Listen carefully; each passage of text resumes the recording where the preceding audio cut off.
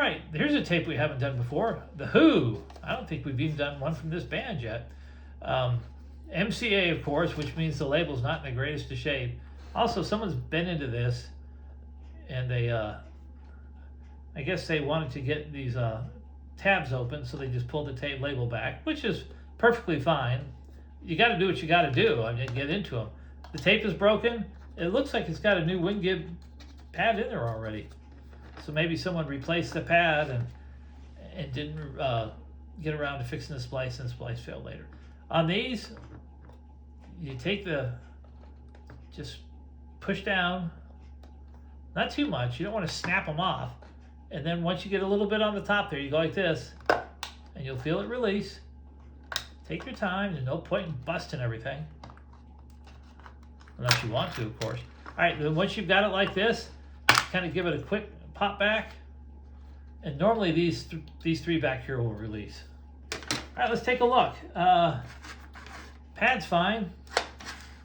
And we're going to get lucky here because barely is that hanging off there. Okay, well, it didn't fail at the splice.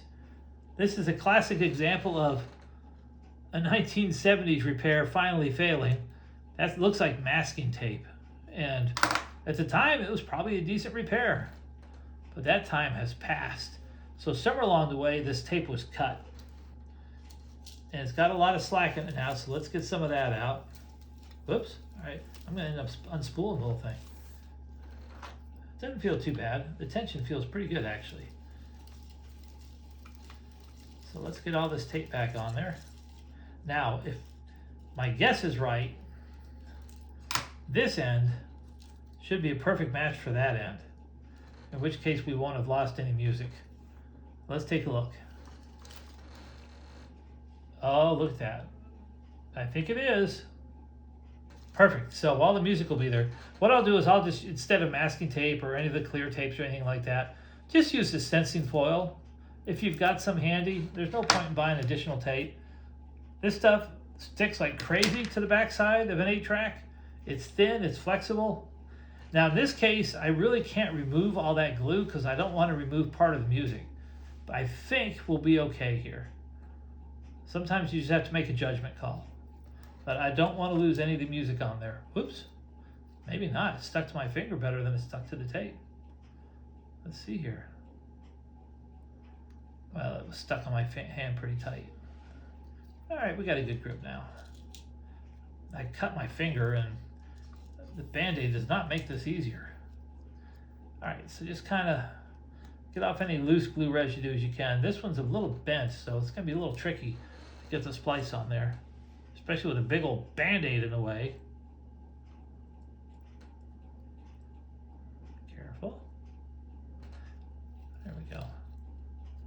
Now you have to remember that there's 3 3/4 of an inch of tape for every second you listen to. So a little splice like that is barely a blip. I mean, we're talking barely. Would you hear it? Maybe, if you're really listening for it. If you weren't listening for it, probably not. All right, what we'll have to do on this one, oh, by the way, when you put this back together like this, it's not unusual for the pads to stick out a little further, and the tape, they'll catch on the tape. Just take your fingers and push the pads in a little bit and see how it clears it after that. Let's put it back together again. Now on this one, we'll have to get it back to the splice to verify that the splice was indeed replaced, but this should fix it.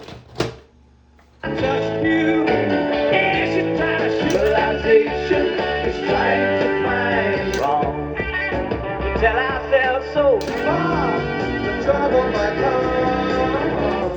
Yeah, I didn't recognize any of those songs. I guess I better listen to some more of The Who. Once we're finished with this and we get the splice for sure done, I'll glue those back down. But just in case I need to get back into it, I won't at this time. All right, well, thanks for watching.